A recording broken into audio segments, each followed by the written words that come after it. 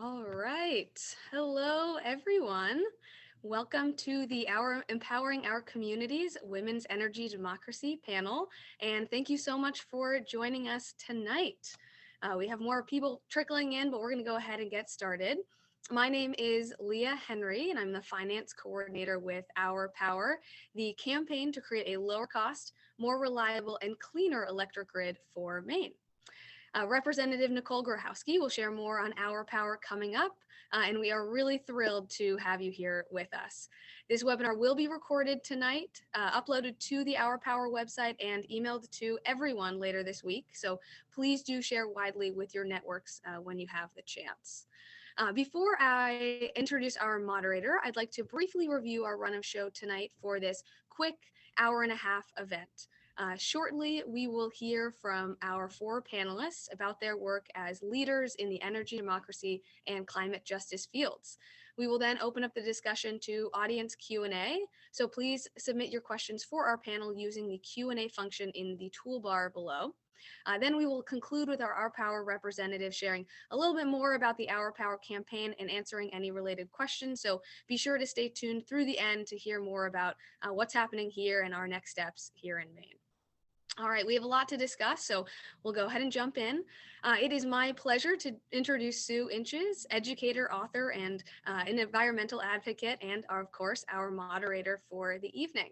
Sue has had a 25-year career in public policy and has worked on a variety of issues, including fisheries, building and energy codes, land use planning, community broadband, and energy policy. She teaches part-time at several colleges and remains actively engaged in advocacy work, serving on the board of Defend Our Health, the steering committee of the Pine Tree Amendment Coalition, and the policy committee of Our Power. She holds a BA in Human Ecology from College of the Atlantic and an MBA from the University of New Hampshire. Sue now works as a speaker, educator, and environmental advocate. She recently authored a new book advocating for the environment, how to gather your power and take action. As you can see here, it is a guide for citizens everywhere who want to take action, and it is available online and in bookstores. I'll be sure to share her contact information in the chat if you'd like to reach out. And Sue, thank you so much for joining us tonight.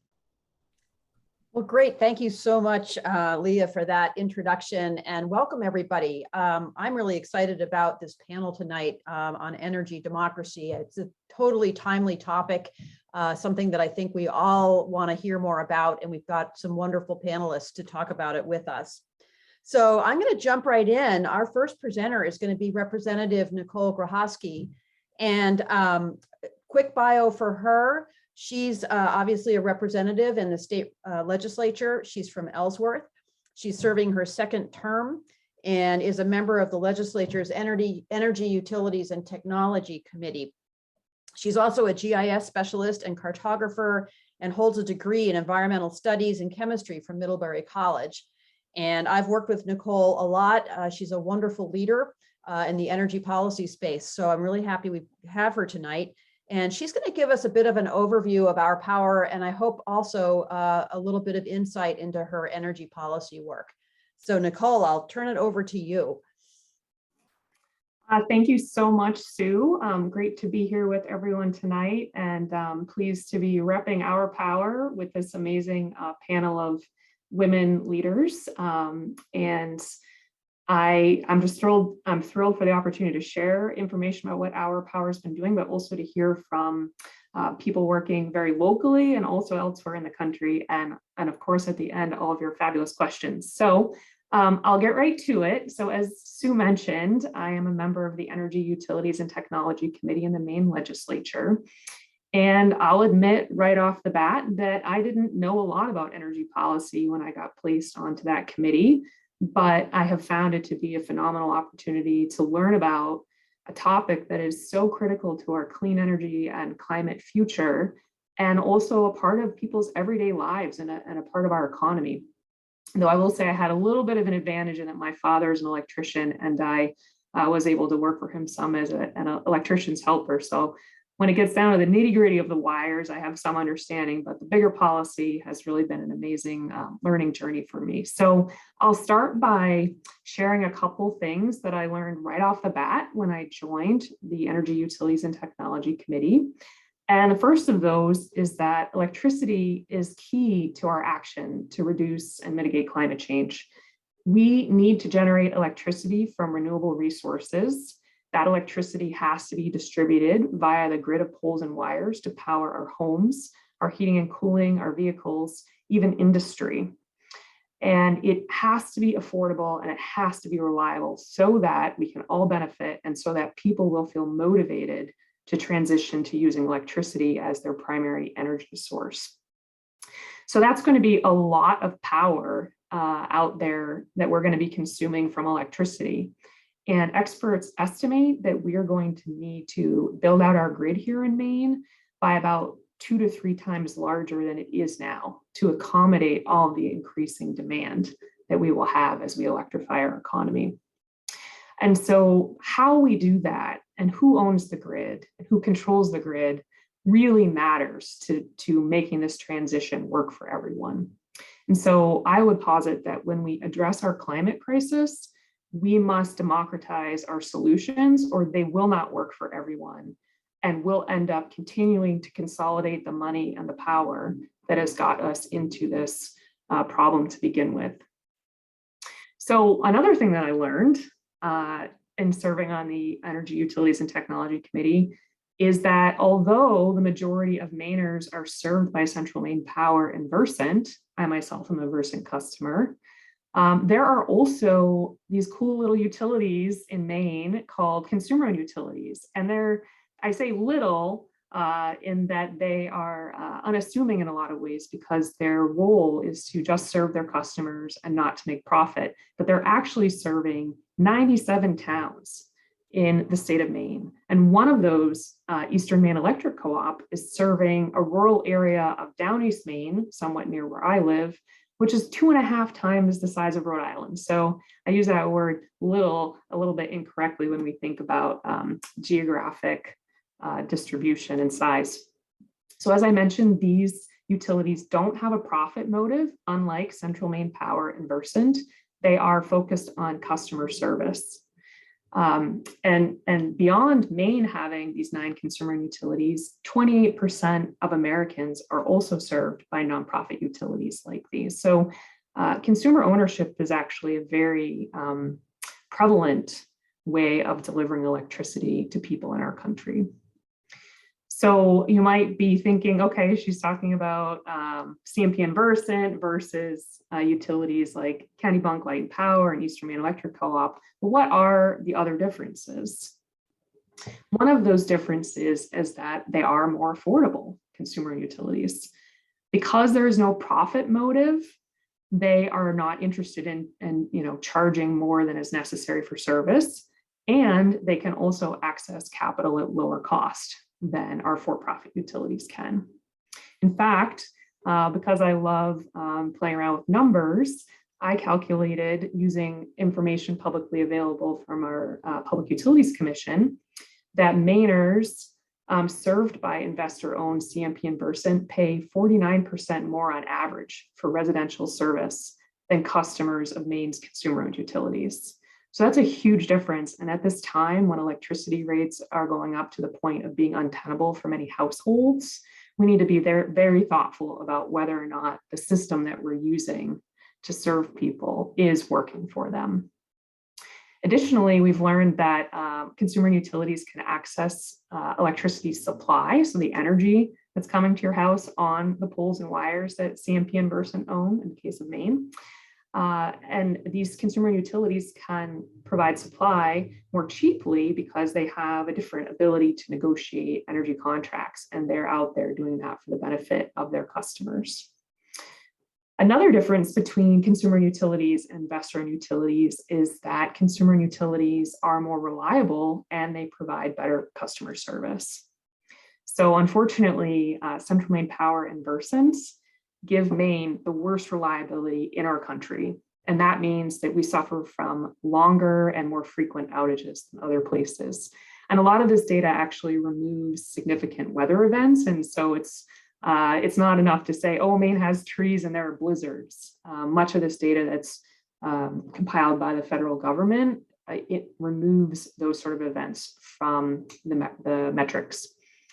And one reason that the service is less reliable for CMP and Versant is because they don't have motives to invest in what provides the best service, but just what makes them more money. And so there are perverse incentives baked into the system that unfortunately do not benefit us as ratepayers in terms of reliability. I also mentioned customer service.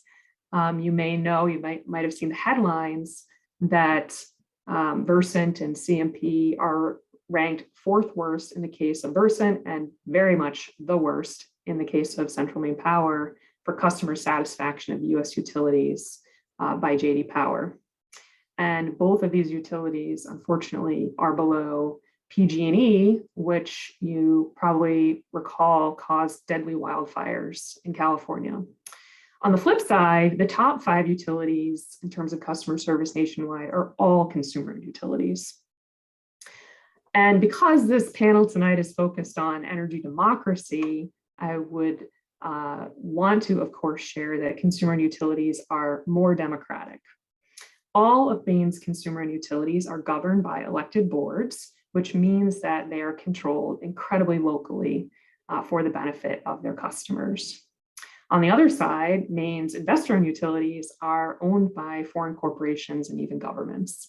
And these groups do not have any direct interest in how happy we are with the service because we are required to pay the bills no matter what if we want to have electricity. So they're just getting along with doing as little as they can and making as much money as they can for that.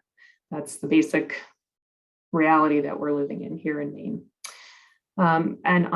In terms of democracy, I recently learned that there have been at times in the history of Maine's consumer and utilities moments when the voters have been unhappy with how their utilities are being managed, and they have ousted entire boards and replaced them with new leadership.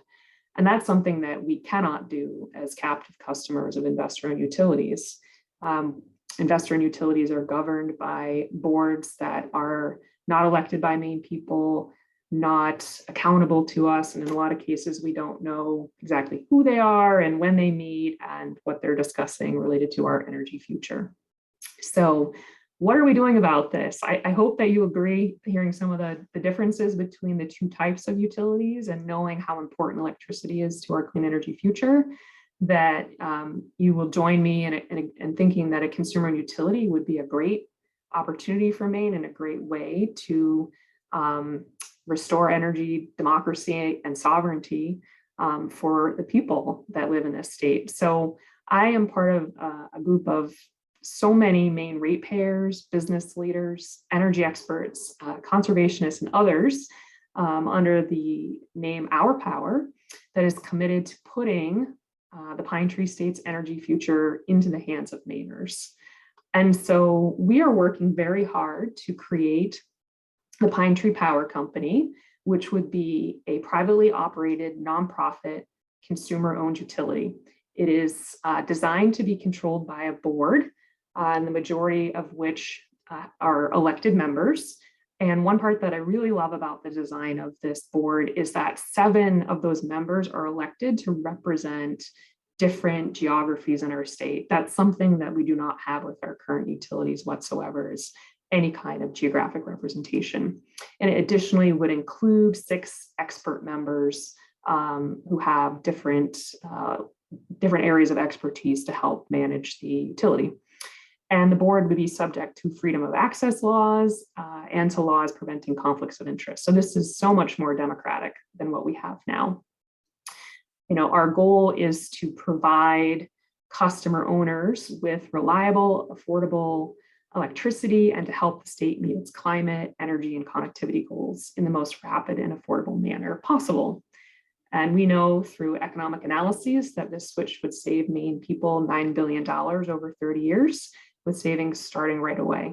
And that's because it's basically like refinancing your house at a lower interest rate.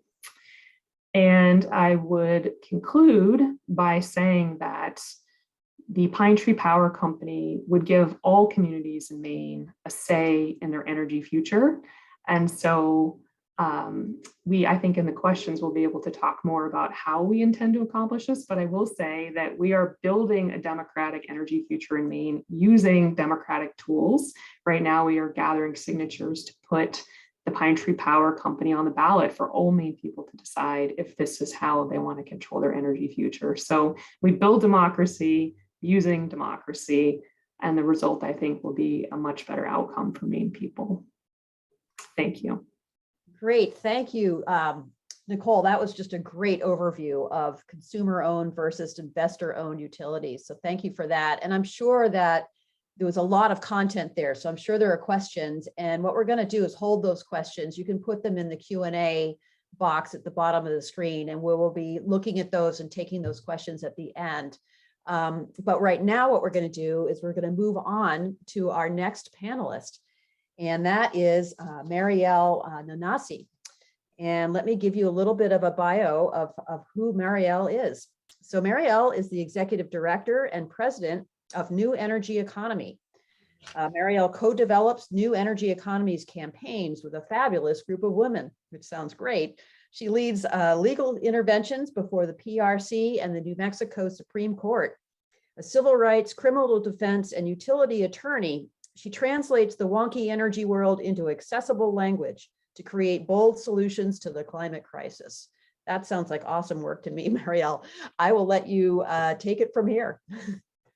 Hi, everybody, and thank you to all the participants and my fellow panelists. So thank you very much for having me. So I just wanted to first start, since this is in part honoring women and women's the Women's Month, and I want to just say, check in with people, because really, I think that we're all feeling the deep trouble that we're in. And that's because we're in the midst of a fossil fuel war, both in Ukraine, but obviously also at home. For decades, corporations have consolidated their hold on our government, very sadly. And this is, is troubling to all of us and brings us great anxiety. Politicians have done the bidding of corporations to avoid any meaningful action to address, let alone solve the crises we find ourselves in, whether it's climate or democracy, rampant inequality, environmental degradation, racism, and more. We stand right now on the knife's edge of nuclear war. These problems seem to haunt our everyday. And then the questions remain. How do we maintain our faith when there's so much that is wrong? What can we do in our little corner of the universe that will matter? We have the opportunity and the responsibility to tell the truth.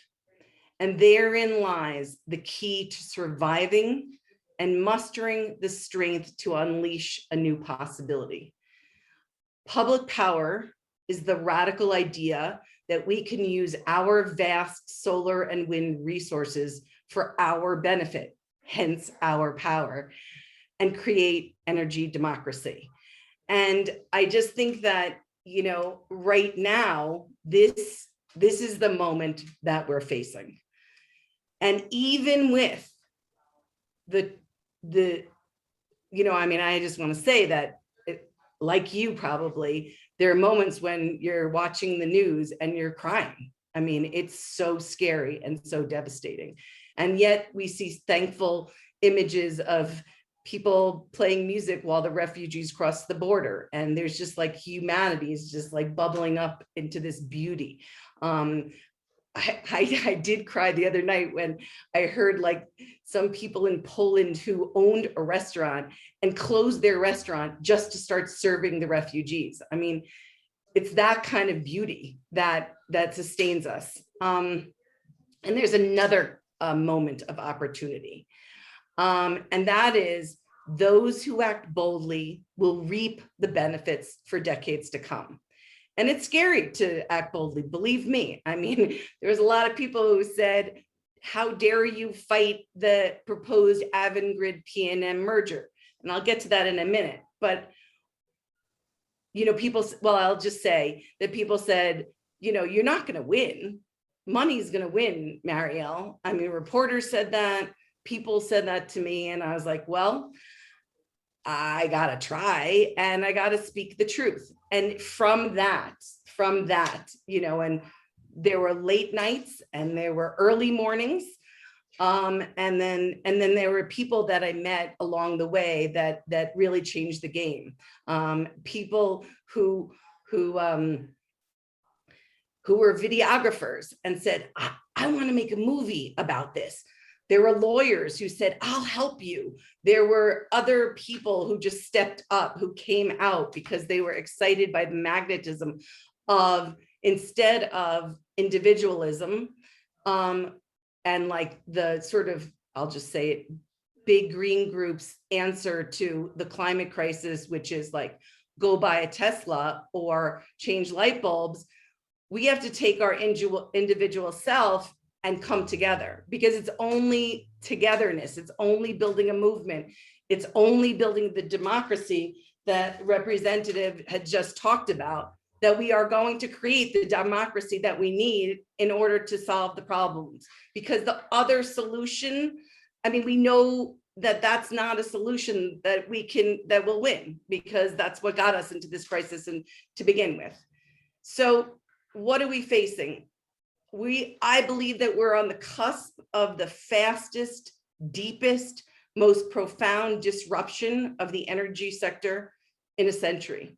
And like most disruptions, this one is being driven by the convergence of a number of factors. Yes, the war in Ukraine, right? I just heard a fantastic webinar over the weekend. By the way, just the Don't Look Up Alliance for people who don't know about that, after the move around the movie. And they called them oligarchies instead of oligarchies, which I think is really a great way. And not to ever say again, the war in Ukraine, but to say the fossil fuel war in Ukraine, because that's what's driving it. So there's that. There's the fossil fuel war, which we had the last war, you know, well, we have had numbers of wars in between, but the last biggest one was the war in Iraq, which was also a fossil fuel war, right?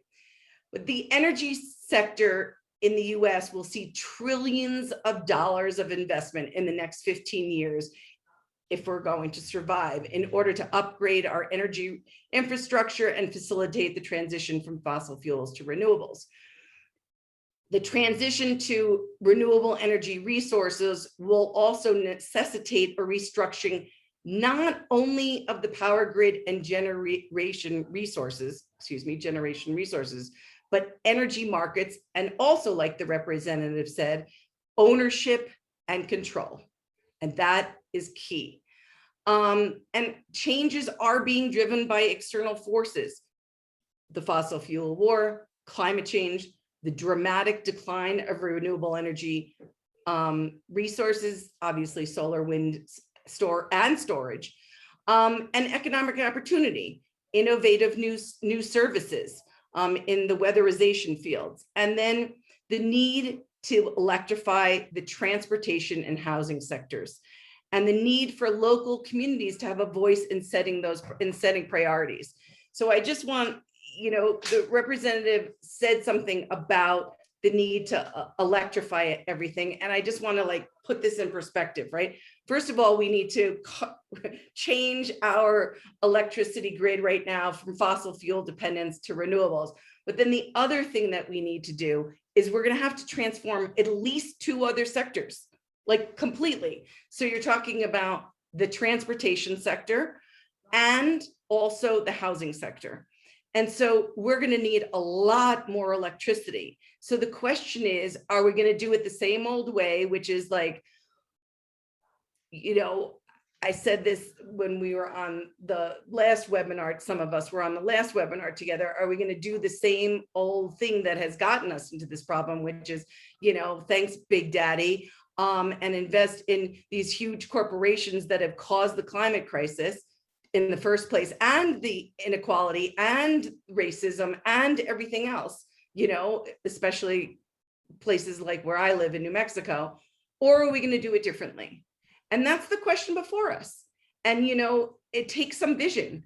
And so I think that mamas, which I am one of, are about care and repair and not about exploitation.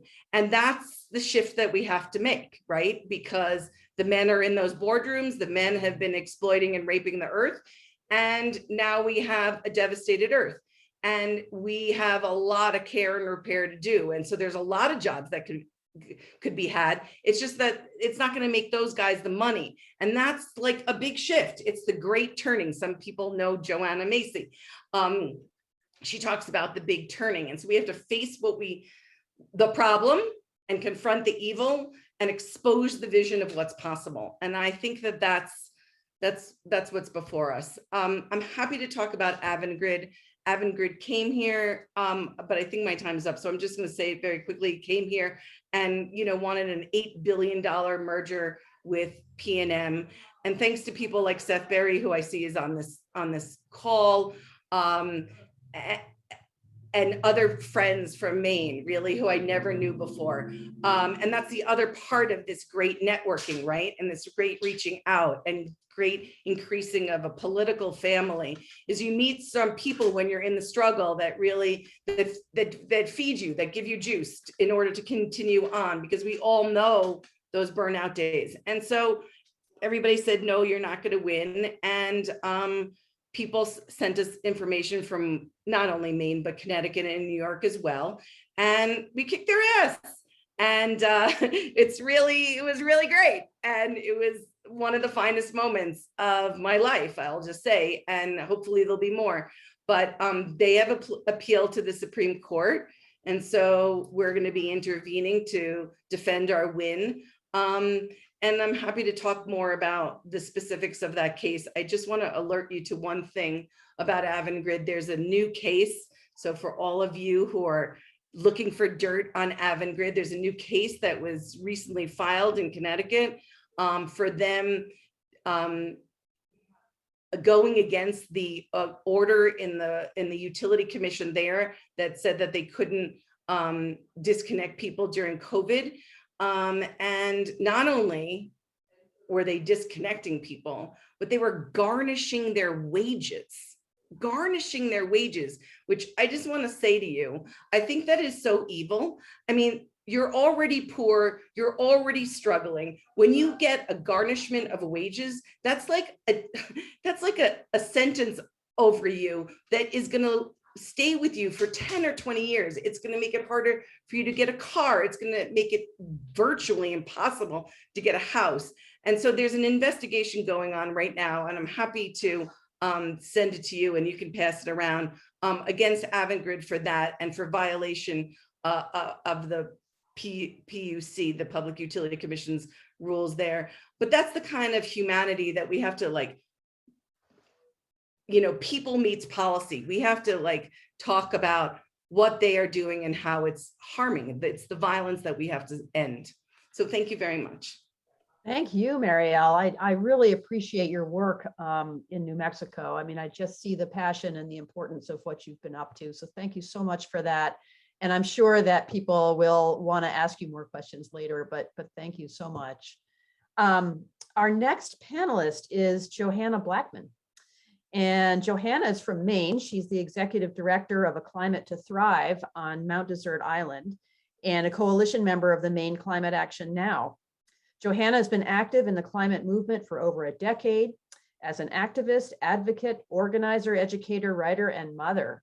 And I've just gotten to know her a little bit myself recently, and we're really glad to have you with us, Johanna. So take it away. Thank you, Suze, and thank you everybody for having me. I'm going to share my screen, so bear with me for a moment. Technology is not always my strong suit, but I think I can manage here. just give us something to look at for those who like a visual. There we go. Well, thank you again for having me here. It's really a pleasure to be part of this group of women speaking about a topic as important as energy democracy. And I'm here to share my perspective as a founding member and the executive director of A Climate to Thrive. As Sue said, we're also known as ACT, and we're a nonprofit organization here on Mount Desert Island in Maine. So ACT had its beginnings in the fall of 2015 when a group of MDI residents who were concerned about the growing climate crisis and wanted to know what we could do about it started to gather. And over potluck dinners around kitchen tables, we formed ambitious plans driven by an equally ambitious goal, which was to make our island energy independent by 2030. We formally launched in January 2016 in a public event that was attended by over 200 community members who broke into focus groups to discuss potential projects in the areas of clean energy, energy efficiency, transportation, zero waste, food systems, and public policy. And we quickly discovered that many in our community were very interested in work in all of these areas, from individuals who wanted to weatherize and electrify their homes, to businesses who were eager to reduce single-use plastics and their greenhouse gas emissions, to the MDI high school who wanted to cover their roof with solar panels. So we got to work, and we were supported by many committed community partners. We assembled a team of experts in various fields, including energy regulation and policy, and we grew a network with other experts throughout Maine. And over the past 6 years, the momentum has grown exponentially. We have increased MDI solar production 5 times over where it was when we began. We've established a corridor of EV chargers throughout Downeast Maine. We've helped over 75 local businesses reduce their waste. We've helped countless homeowners weatherize their homes. We've launched a carbon reduction commitment for small businesses and organizations, written municipal climate action plans, and helped MDI Hospital become the first fully solar-powered hospital in the state. And throughout these years, 2 important principles have risen to the forefront of our work, and they now drive everything we do, every decision we make, and every project we prioritize. First, we have learned through on-the-ground experience that climate solutions developed with a high degree of community participation are best able to meet the needs of the communities they are intended to serve. This might seem obvious, and yet too often programs and policies are handed down from larger entities without any significant community engagement in their development or implementation. When these programs falter, either because they do not fit the needs of the communities they are meant to serve, or because community understanding and buy-in has never been established, we lament the reluctance of people to do anything about climate change. But communities are ready. Meaningful involvement in both development and implementation is necessary. So for example, communities must be included in conversations about how best to locally site solar. Without these conversations, communities will easily be taken advantage of, especially if the ownership of incoming solar does not rest within the community. If communities are included in the full breadth of the conversation on how best to transition to clean energy, they can help strategically plan siting to minimize negative impacts and maximize use of existing spaces like rooftops and brownfields. Participation and access to the education needed to make informed decisions are essential if thoughtful approaches to siting solar are to occur. The second principle that we've really come to focus on is the fact that climate solutions can directly and significantly benefit the communities in which they are based if community members have the opportunity to own the solutions. We can turn again to solar energy for a great example of this principle at work. When municipalities, businesses, or individuals own solar energy, they build substantial equity through that ownership. If, on the other hand, they are only offered the option to subscribe to large-scale investor-owned arrays, the most they receive are minimal savings on their monthly energy bills. No long-term equity is built, less sustaining interest is created, and little spillover to other greater engagement occurs. And more often than not, subscription is the only option given to low and moderate income homeowners, many of whom are women, often single mothers. This is why A Climate to Thrive is pursuing a cooperative financial model for solar ownership, one that would open the benefits of ownership to all. And pictured here on this slide is the Tremont solar array here on MDI. This array is owned by the town of Tremont. It powers all town energy needs. It's roughly 150 kilowatts, and in 2019, the projected savings to the town were over $400,000 over a 25-year period, and those savings are, those projections would be much higher now given the recent rate increases. That's just an example of what local ownership can do for a community. So this is what energy democracy has grown to mean to me when it's examined through the lens of an uber local, boots on the ground focus on the transition to the clean energy future, community participation, and community equity. If those steering the energy sector prioritize community participation and community equity, then they will hear communities calling for the very things that are needed to quickly transition to a clean energy grid, particularly one that supports local ownership of energy generation and greater responsibility in how broadly and efficiently that energy is used. And these are some of the things that are needed to facilitate that transition, both by a Climate to Thrive and also by the community-based climate solution groups that are popping up all over the state of Maine. We need rapid grid improvement to accommodate distributed clean energy generation. We need the utilities to be working with solar contractors and communities to quickly interconnect solar to the grid, never leaving panels standing, collecting energy with stalled interconnection, wasting each hour of sunlight. We need transparency and information sharing.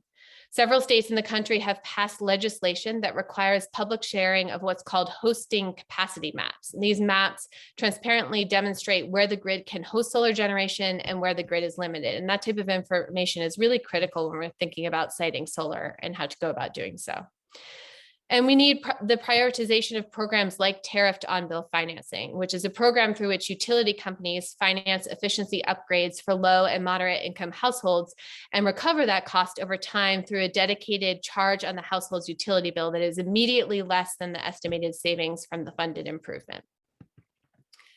When groups like A Climate to Thrive have to consistently advocate for information transparency and interconnection expediency in the clean energy transition, we have much less time to develop innovative programs like cooperative solar financing, pursue extensive beneficial electrification, or offer substantive educational outreach to ensure that our whole community can participate effectively.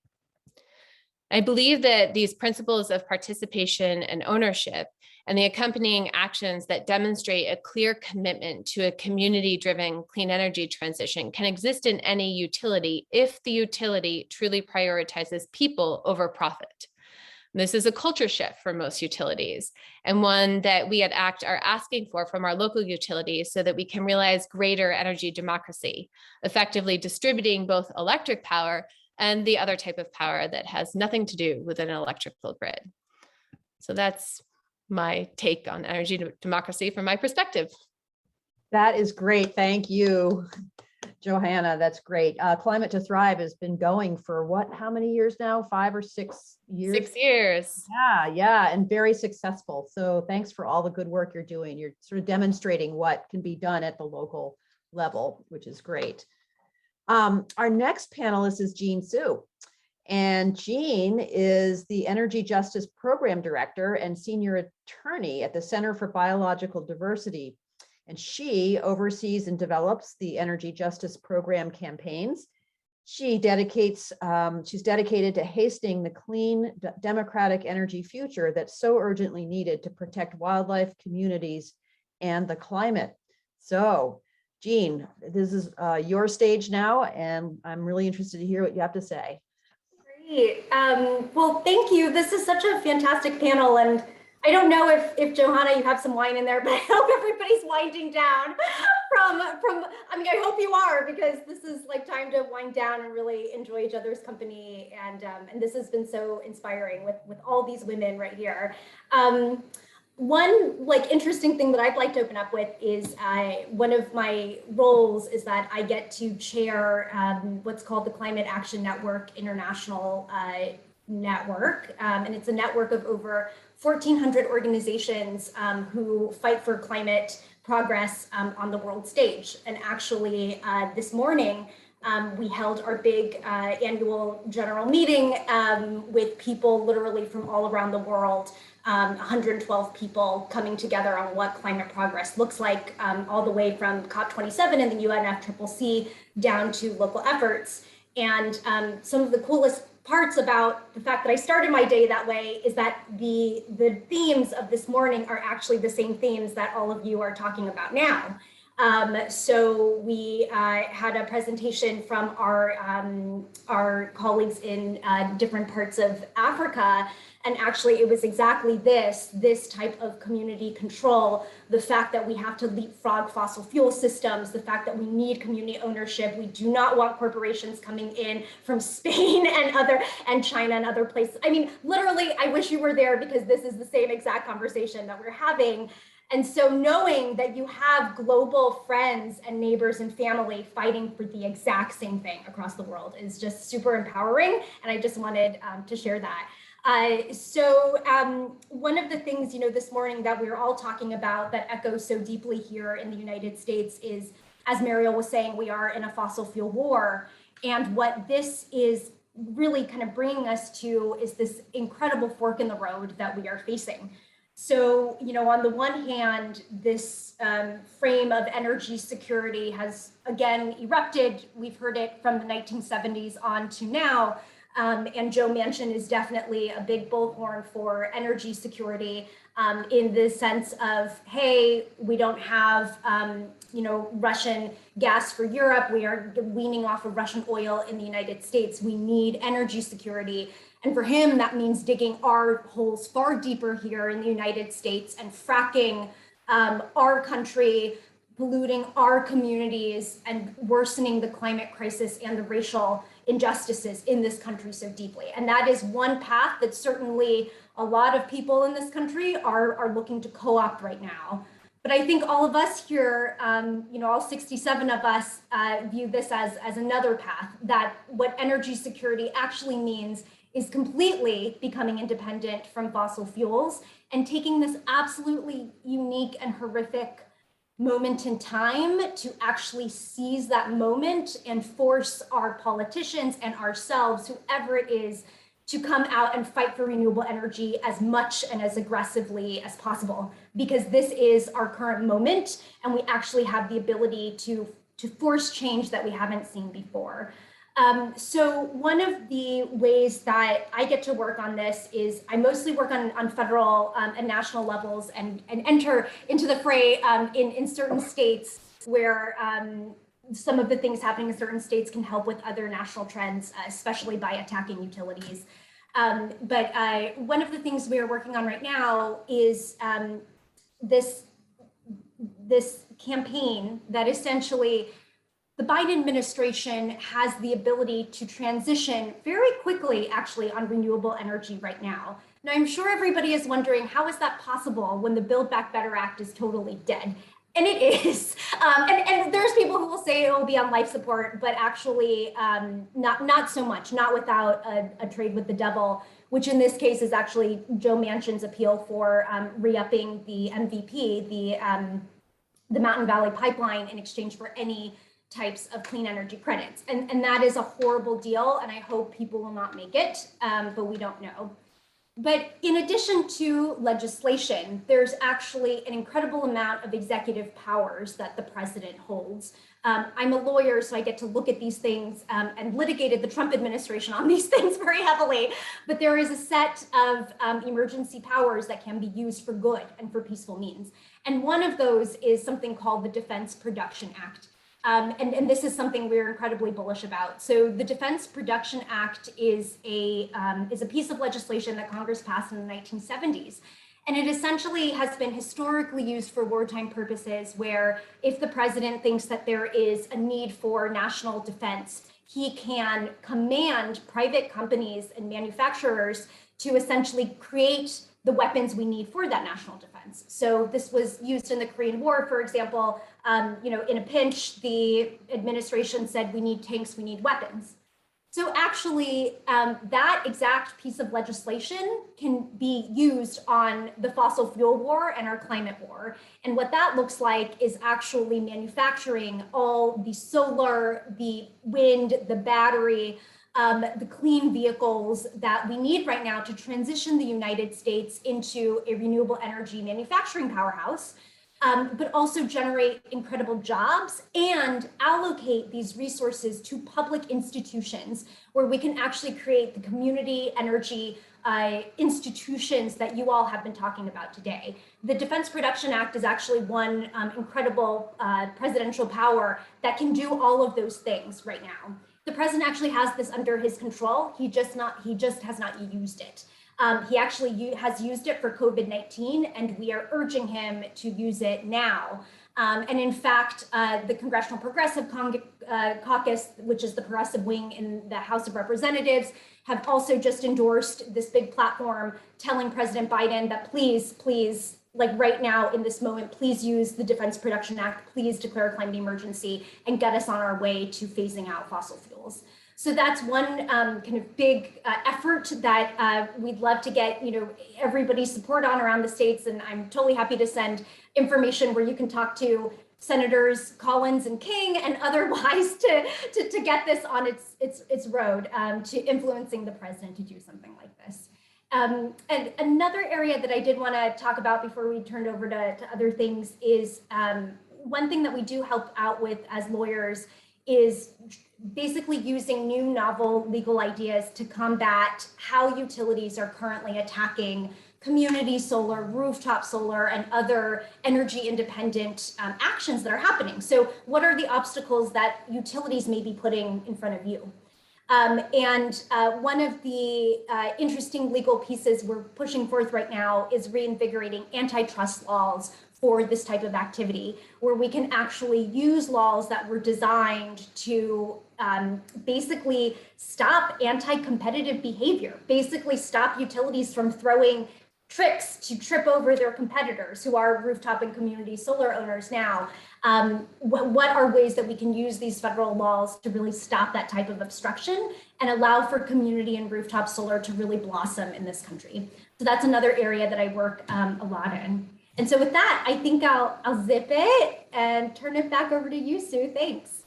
Oh, thank you so much, Jean. That was great. And I hope there will be information you can share, like maybe links and that kind of thing to both of these things, the antitrust law and the Defense Production Act, because these sound like really important initiatives for all of us to understand better and maybe participate in. So I hope you'll be able to do that for us. So yay, so thank you. What a fantastic panel. These presentations are really great, and it just shows us what women's leadership can be like and how strong women's voices can be, particularly on a topic such as energy, which honestly, I, in my own lobbying days years ago, I remember walking into the utility energy and the EUT committee room, and it would be almost all men. This is like 10, 12 years ago. And so I really love to see women becoming informed and educated and articulating these ideas. We've come far. We have a lot of work to do, but we should celebrate how far we've actually come. So we are going to transition now to questions and answers. And I think, I know Leah's going to help with that, and she's collecting the questions that are in the chat.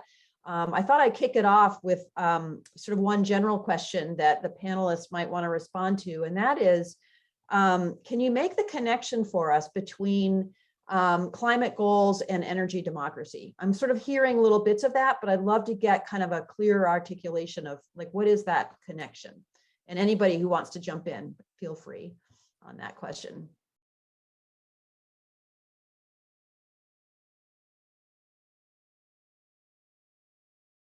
How about you, Nicole? You want to?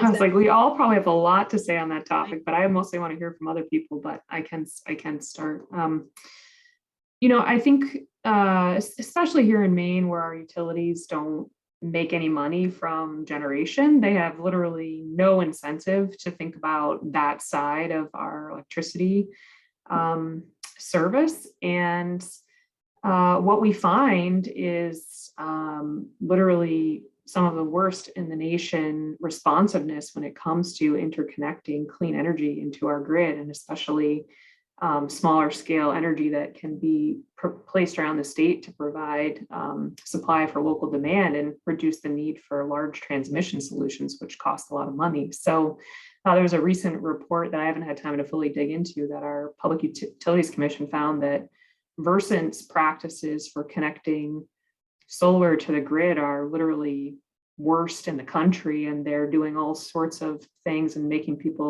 developers jump through hoops in order to just get this clean energy on the grid. And I know a Climate to Thrive has had some issues with getting their facilities live. And right around the corner from my house, there's a solar facility that, as I understand it, is completely built, and it is not yet actually providing energy to the grid because it's still waiting for those final connections. So I think, to get it back to democracy, if we had a utility that was responsive to what we wanted as the people of Maine, and I just know, talking to so many people, that they want to see clean local energy, the good jobs that come from that,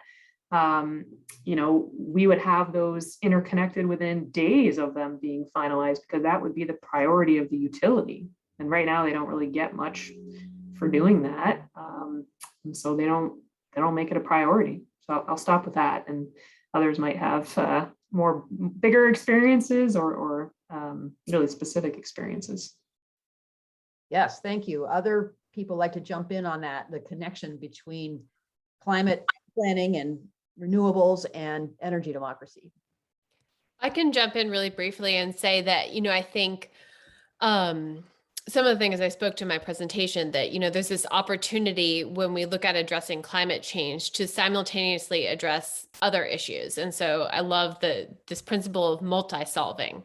And I think that is a huge opportunity when we talk about addressing the climate crisis, and one that really can only happen if we're really attending to that type of distribution of power and equity as we bring solutions to communities and access to involvement. So I think that's really key. Great, thank you. I mean, I'll just say really, really quickly. I mean, we've been knowing about this even for like 10 years. And when I started, I mean, some people knew about it 40 years ago, right? But let's say in the last 10 years, and our monopoly electric utility was at 1% solar. They're 12 years later, and I'm a pretty feisty activist. 12 years later, they're at 4% solar in the land of the SunZia. Like, that's what we have on our flag. We have the sun on our flag, and so the status quo isn't working. So it's sort of like, let's look at the reality. And the simple sort of answer is, well, what if we tried it? What if we tried it? Maybe we could do a better job. And I think that we can do a better job. And in fact, there's two examples in New Mexico. One is a Pueblo, Picaris Pueblo, and the other one is a co-op that are both 100% solar now already. And so and why? Because they took it into their own hands. And so that's the kind of like, let's just look at the simple reality of it. We know that this hasn't worked. We can't bank on literally the same people, the same really corporations that have gotten us into this problem to solve the problem. We have to do something vastly, radically different. Yeah. Can I also add on this? This is a super rich question, and I think embedded in it is actually like, and I was reflecting on this because somebody else asked for Women's Month, how do you talk about energy? I think one of the things that we've seen is this battering over the head of techno solutions as the climate solution. And so it's renewables writ large, it's utility scale, it's utility owned, let's get it on the grid as fast as possible. And your question, Sue, inherently asks a super disruptive and amazing question, because you ask, what about energy democracy? That's a whole different process of delivering energy. And all the people who talk about techno solutions on a wide scale totally ignore this nuance of process and delivery, because it's the utilities and corporations who are in profit, who are in control, and who are handling and basically spouting out techno solutions as how to deal with the climate. But as Johanna was just saying, actually, the climate crisis is a racial injustice crisis. It is a female sexism crisis. It is a socioeconomic crisis. It is an ecological crisis. It is all of those things at once. And what energy democracy allows us to do is deal with those issues one at a time. The fight for climate crisis, the fight for climate justice is a fight for all of those types of justices. And energy democracy, when we have it in control, allows us to be so more nuanced, to not be profit driven, and to really listen to community and all the concerns that really deal with the public interest, which is what the utilities originally were charged with, but fail to do. And our regulators are failing to hold them to that standard. Well said. That really, thank you for that. So Leah, have you checked out the questions in the Q&A, and do we have a few from our audience that we'd like to take on here? Yes, absolutely. And again, thank you. This really has been so great, and we have a lot of questions. So I'm gonna try to combine a couple questions and make sure that we have enough time for all of this. So, or do my best to do that. So we actually have a couple questions. I think it's really, this conversation has sparked folks wanting to get involved and figure out how they can put their little part into this. So we have actually a couple questions about the fossil fuel to renewable energy switch. How easy is it for a family to do that? And do you think that it is one of the best things that an individual or a family can do to reduce their carbon footprint? So, what is the effect of moving from fossil fuel energy to renewable energy? And again, I'll open it up to anyone who'd like to share. I'd love to jump on that one. Well, I think that the most effective thing that people can do, and I can't remember who it was that spoke to this earlier, but like coming together to like have a unified approach to solutions is very important. I think that there's a lot of efforts at distraction and trying to get us to focus on things like our individual carbon footprint, which if like that helps you get your foot in the door is great. But we individually did not cause this mess and should not be over focusing there. But that being said, that looking at like the sphere of your life, shifting from fossil fuels to clean energy in your home, your buildings, and your transportation is a really good place to look to, in addition to uniting with your community and pushing for the type of broader change that's needed.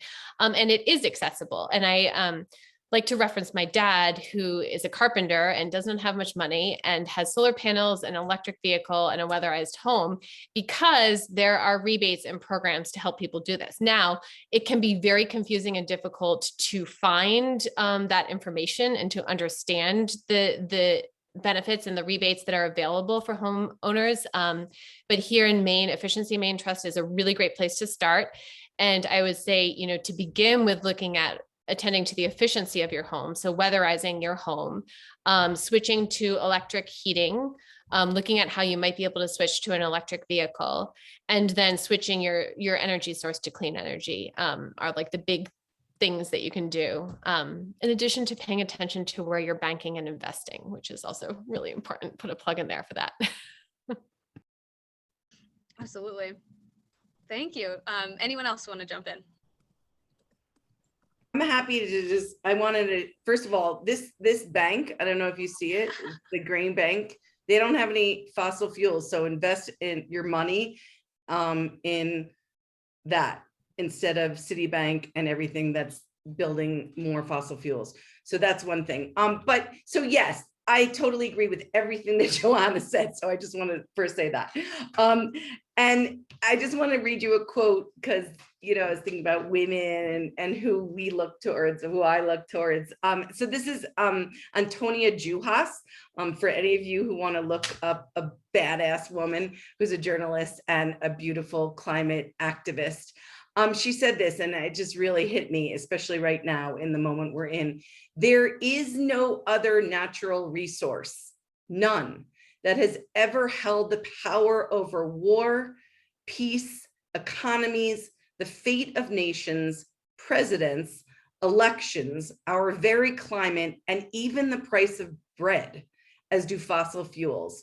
Eliminating their power is an essential act of peace and resistance. So yes, you're willing, I'm happy that you are thinking about getting solar panels on your house. I have them. It's great. It feels so good to defect from the monopoly electric utility.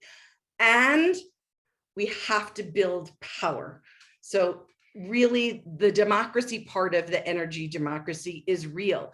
It's the hardest thing we do. We know it. Relationships are difficult, but it's also the most rewarding, right? Like love is the best thing that there is. When you're in trouble, when you're sad, when you're going to sleep at night, you're not thinking about your bank account. I mean, sometimes if you're really worried, you can be, but the best thing that fills us, that fills our soul, is love. And that is the love of our families, if we're so lucky to have, you know, that kind of family, but also the love of our colleagues and our comrades and the people who we're in struggle with.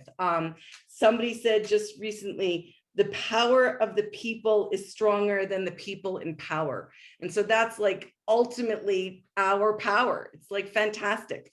So anyway, that's what I think is energy democracy is about, is changing our relationship to each other, changing our relationship to the planet, and changing our relationship to the earth.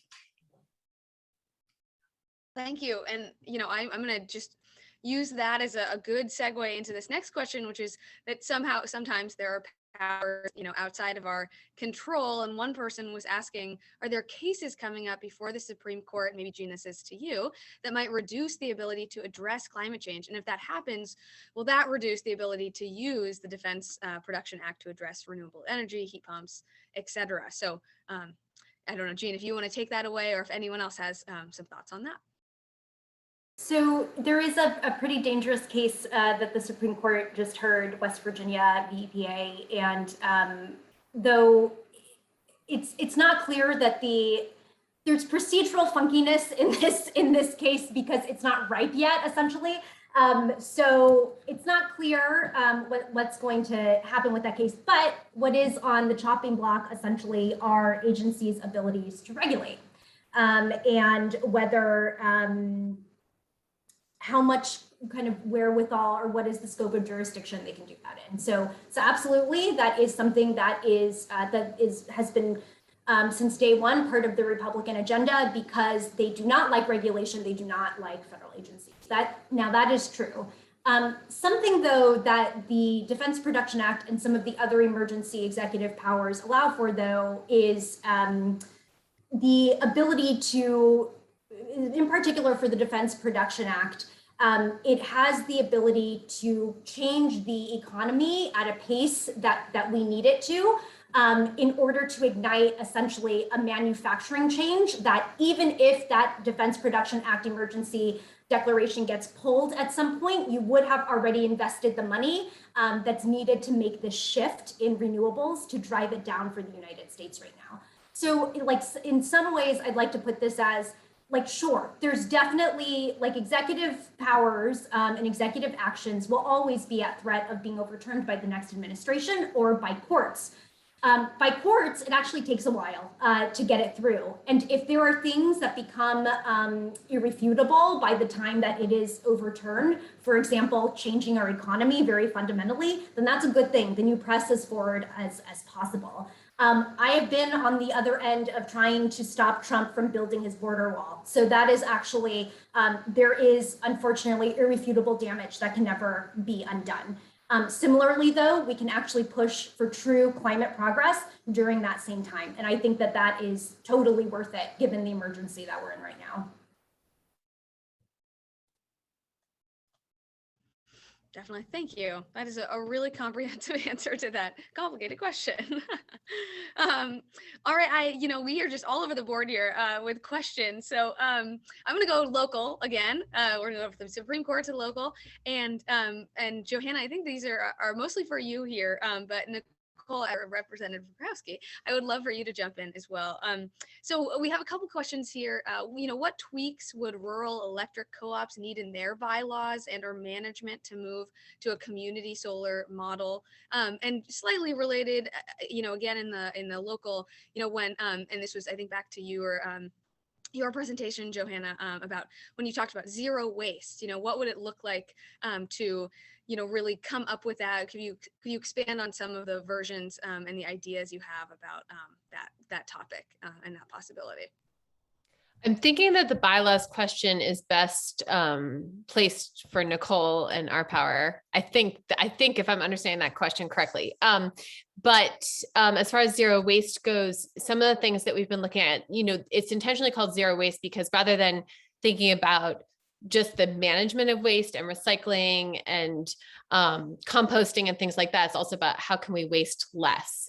And so one of the things that our food-based group is looking at right now is how to reduce, for example, food waste from our local schools, which certain ways in which they are required to handle meals end up producing a huge amount of food waste. And so looking at like that system and the structural change that's needed there. Another example would be hoping to pilot so everyone I'm sure knows, but here on MDI, we have quite the tourist industry in the summer. And so our waste grows like catastrophically in the summer, basically. And so looking at how to pilot a reusable to-go-ware program here, because so many people are eating in restaurants and taking out all that to-go-ware and dumping it. And so looking at, we have a grant in to pilot a program with reusable to-go-ware.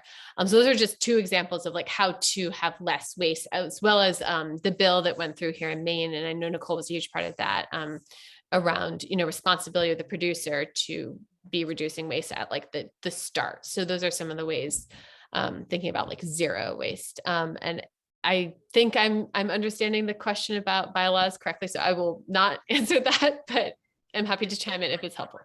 Yeah. I can take a stab at it. I would not say that I am an expert at each particular COU's bylaws, but I think the important thing is that a consumer utility gets to decide for itself. So already they have the ability to build community solar solutions that are owned by the community, as Johanna mentioned. And it would just be up to them and up to their members to decide to do that. And I know that some of the COUs in Maine do have a significant amount of renewables in their portfolio beyond what we require. And I think the question is, if that's what the local people they want, that they serve want, and they organize to achieve that, then that is something that is within their power. That is really much harder for us to do under the investor-owned model. Great, thank you. That was a perfect collaboration of answers. I would love, Marielle, if you could go back. You have a little cliffhanger of that story of your fight against Avangrid in New Mexico, and we have a couple of folks that are interested in learning a little bit more about what that history was, what that fight was that you pushed against Avangrid. Of course, Avangrid being the holding company that owns CMP, so where we have Central Maine Power here, and then is also owned by a multinational company, Iberdrola. So with that, I would love to hear a little bit more, and our folks in the Q&A would too. And Nicole, also, I would love to hear just after that, maybe what about that story or Our Power referendum in general gives you, hope for a better future. So kind of two-part question, and Mariel, I'll hand it over to you first. Thank you. So CMP, Central Maine Power, is owned by Avangrid, who's owned by Iberdrola, and Iberdrola owns 81% of Avangrid. And one of the things I like to do as a lawyer is to look at can't believe that I'm going to say this, but it's true.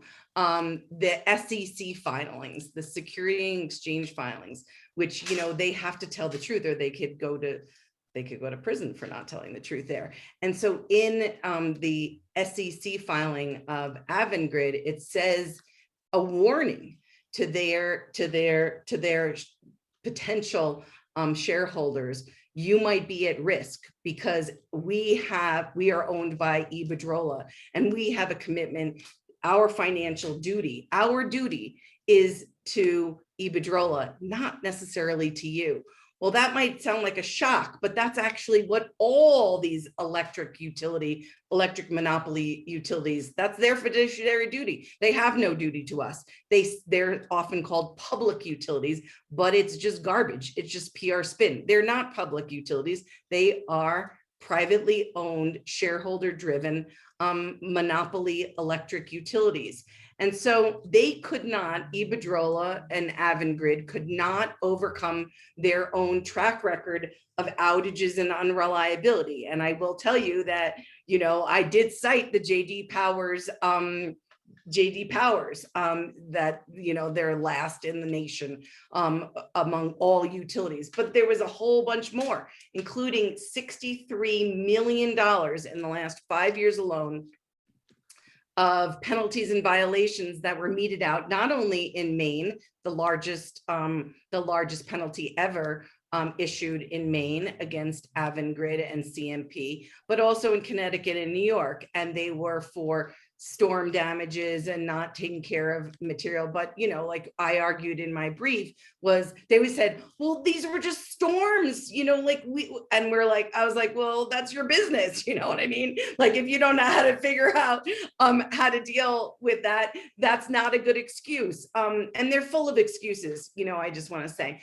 But also diminished service quality, things that have happened in Maine that, you know, they've been investigated for their interconnection, failure to interconnect for community solar and for rooftop solar. We brought that out. We, you know, diminished service around, you know, disconnecting people in the middle of winter. That's illegal in Maine. We brought that out, that they did it anyway, and other things like that. I also won every single motion to compel that I filed against them, just saying. And so that was pretty good, 5 of them. And they failed to abide by the commission's rules and laws, which particularly pissed them off, the commission, you know. And then something that I want you to know about that's a little wonky, but just stick with me for a second. And that is, it's called, there's part of the law for a merger is there a risk of subsidization of non-utility activities?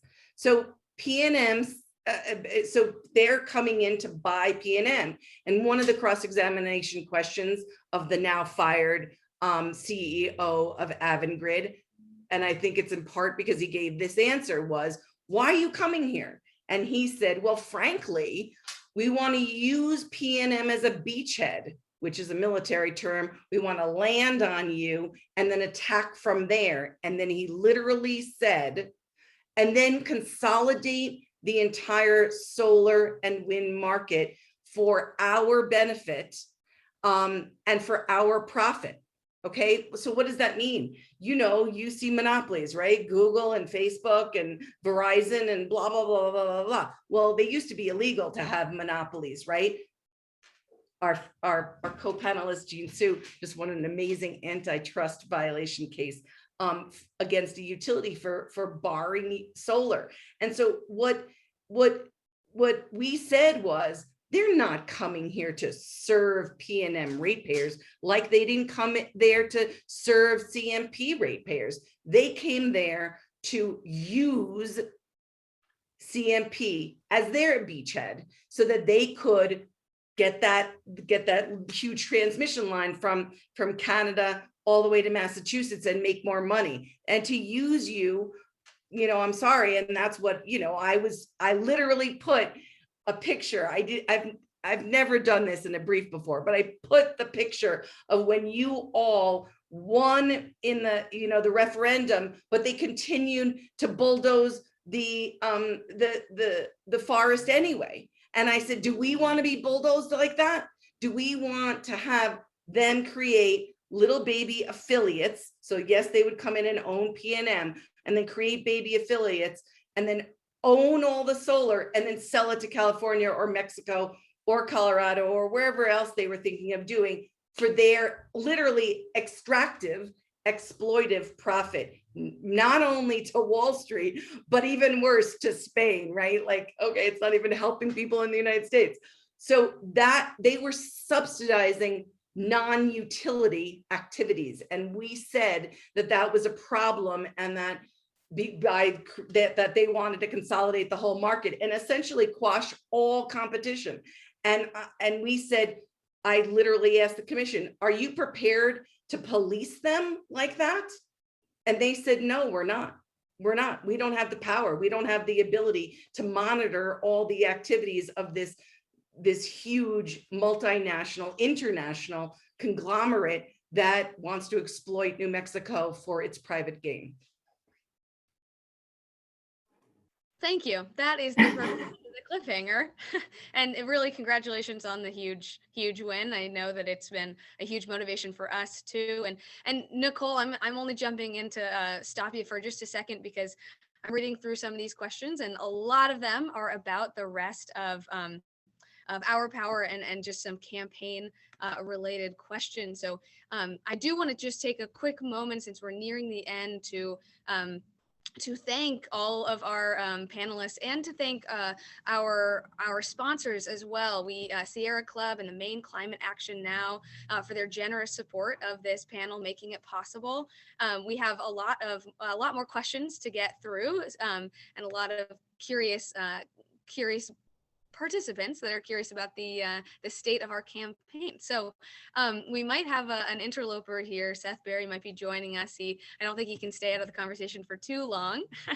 But Nicole, now I want to just pass it back to you to answer that question. What does give you hope? And if you don't mind, just we have a couple questions about what the state of the Our Power campaign here in Maine is, where we're at. If you could add a little clarity to that. Yeah, sure thing. And I just want to say, Marielle, we were following your story and your work right along, and that gave me a lot of hope that when people are presented with the facts and what's really happening and why it's happening to them, because people around here aren't happy with their service, but they don't maybe know what's at the root of that. So it gave me a lot of hope that when you go out there and you expose what's happening and fight the good fight, that you can win. And I think that's true here in Maine with our efforts. And, right now we had a bipartisan bill that did pass in the House and the Senate. And unfortunately, our governor found it something that she did not want to sign into law at that time. It would have allowed the people of Maine to have a vote on this issue, which is as democratic as you can get. So Our Power is now bringing that ballot question, bringing that bill as a ballot question to the Maine voters to decide on in November 2023. So we're out there right now collecting signatures.